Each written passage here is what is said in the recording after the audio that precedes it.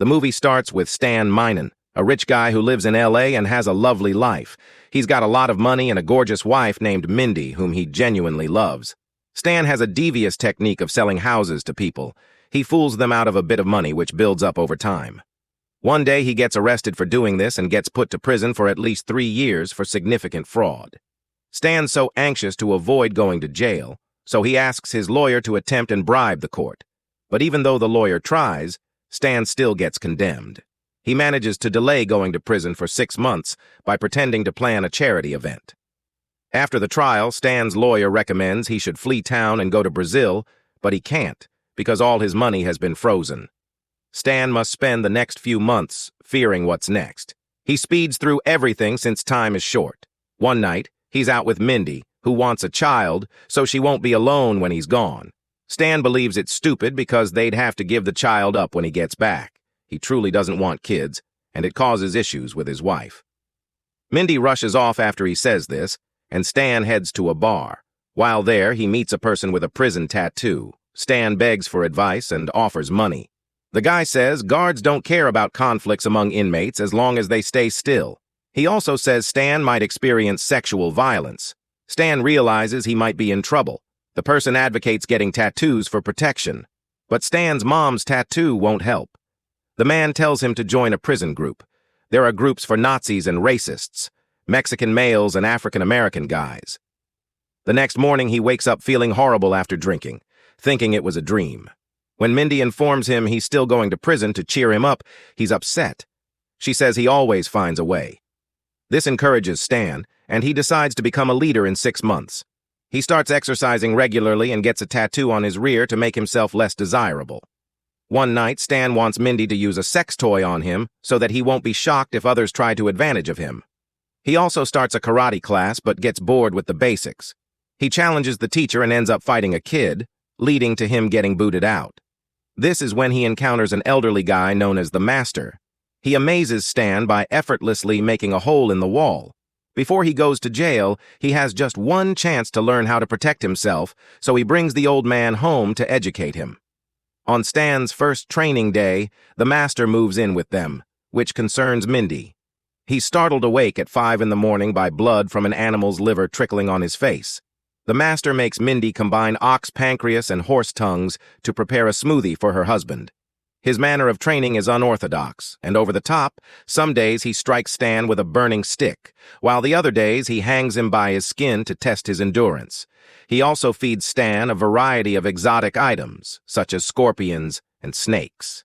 Mindy, who is exhausted by the Master smoking all about the home, urges her husband to get rid of him that night. Stan pretends that they are being robbed and makes Mindy think she is about to be sexually raped. It turns out he is doing this to make her feel what he is feeling. When Mindy stops worrying, she packs her luggage and departs, claiming that she doesn't want to be with him anymore. The Master is glad that she went since. With only men in the house, the training may get rougher for the following 5 months. Stan works hard without relaxing. By the end, he surprises the Master in combat. For his last test, he goes to face the karate teacher who once threw him out of his class. Stan defeats the man effortlessly and completes his training. He is finally ready to defend himself when he needs to the Master, and the lawyer drops him off in the court. Mindy has still not talked to him, but she watches him discreetly from inside her car. Stan ultimately goes inside and is carried to prison on a bus. Immediately, a guy tries to touch him inappropriately, but Stan teaches him a lesson. At the prison, they are met by Warden Gas, who gently begs them to not annoy the guards. But other than that, they can do anything they wish to each other during the cavity check. The incoming detainees are asked the cavity check to undress and bend over. The guards are terrified to find standing behind that he has modified to make it look ugly. Following the cavity check, he walks to his cell and meets his roommate Larry to demonstrate his supremacy. He orders Larry to get to the lower bunk. Later, Larry informs him about the jail squads who have practically established a gang. The first gang is a bunch of black men. The second one is a band of Mexican thugs. The third one is Nazis. Then there is a group of scientists who are adept at killing people by talking too much. And lastly, he is introduced to the most dangerous sexual predator of the block, Big Raymond. Raymond is tormenting a new convict when Stan approaches him and confronts him in front of everyone. They get into a fight where Stan employs self-defense techniques given by the teacher to beat him effortlessly. Impressed by his skills, the commander of the Nazi organization, Patterson, tries to invite him to join their team, but Stan knocks him up as well. Then he is approached by the African-American team, who are unhappy that he fought big. Raymond Stan tries to dodge the fight, claiming that he is also black. However, the leader orders his troops to assault, and a fight breaks. The guards enjoy the show, while Stan defeats them effectively. After the incident, the entire prison is frightened of Stan. People make way for him everywhere he goes. They all establish him as the prison's alpha and call him Big Stan. A young kid named Robbie, who he saved from Raymond earlier, arrives to thank him, but Stan ignores him, arguing that he didn't battle those people for anyone other than himself afterward. Warden Gask invites Stan to his office and tells him that he pulled certain buttons to get Stan in this exact prison. It comes out that Gask is intending to take over the jail land and create an estate since Stan is an experienced realtor. He wants his help to search out any problem in the paperwork connected to it. In response, for his cooperation, Stan is offered to be freed only after a year of imprisonment. The concept piques his attention, and he agrees to help. In the meantime, the gangs of inmates have joined hands to give Stan a lesson while he is showering. One day, Patterson assaults him with a weapon made out of a melted toothbrush and a razor blade in turn. Stan gets out his nunchaku made of soap bars and a shoelace. He easily knocks Patterson up and sends him to the hospital. Stan misses his wife deeply and wants to meet her. He contacts his lawyer to see whether she has sent him the divorce papers to his relief. She hasn't yet. After that, he begins to work on the warden's project. He is introduced to a Vietnamese Mafat-turned-politician, Dang, who is Gas's partner on the project and is helping him undermine the prison. Stan overhears them discussing their plan to remove the prison off the property. He finds out that they are planning to make the detainees fight each other, so the guards shoot some of them. In that manner, the Board of Governors will have to consider closing the jail altogether because it is not being handled correctly. Stan thinks it is his job to aid the inmates, even though they want to kill him. The following day, he arranges a conference to determine certain rules and boundaries in the prison. First, he tosses away all their violent video games and movies because they are a harmful influence. Then he deems sexual assault a criminal crime.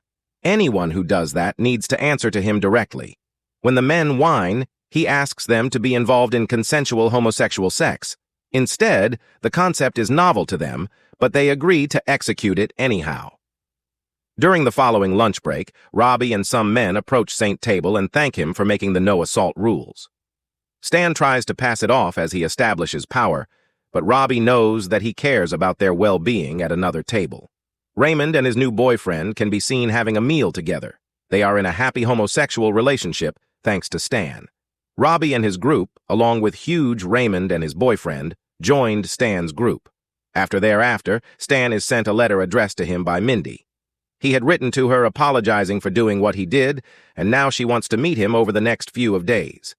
If somebody gets into a disagreement, they come to Stan to fix it. Eventually, everyone starts enjoying each other and living in harmony. One day, Mindy comes to visit Stan, and the two make love. At the same time, Gas is notified about what Stan has been up to, and the man is enraged at him for solving the inmate issues. Stan is hauled away in the middle of his special time with Mindy. Gask calls him out for trying to destroy his plot and threatens to make Dee kill him if he doesn't obey their command.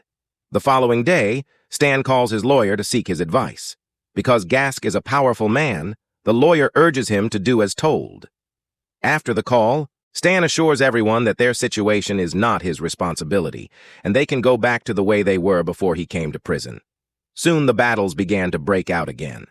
Robbie approaches Stan in the cafeteria, but he throws the poor guy's plate to ask him to go away. Even Larry is unhappy with him. He attempts to leave, but Stan stops him and orders him to keep away from the metal fence at noon. Larry sees that Stan is being compelled to do something he doesn't want to. He tells the other inmates, and they start to develop a plan. Meanwhile, Gas arranges a meeting between Stan and the parole board to negotiate about his early release.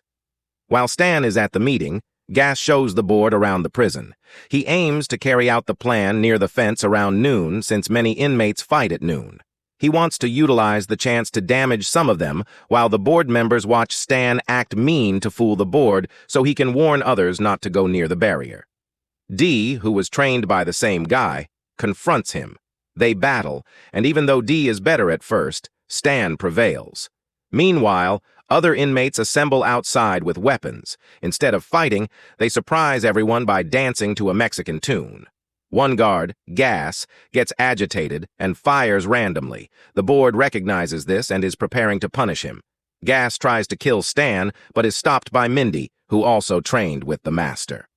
3 years later, Stan finishes his term and goes home. His buddies say goodbye, and one even gets a tattoo of his face. At the end, Mindy and the master picked him up with his daughter. Don't forget to subscribe. See you in the next video.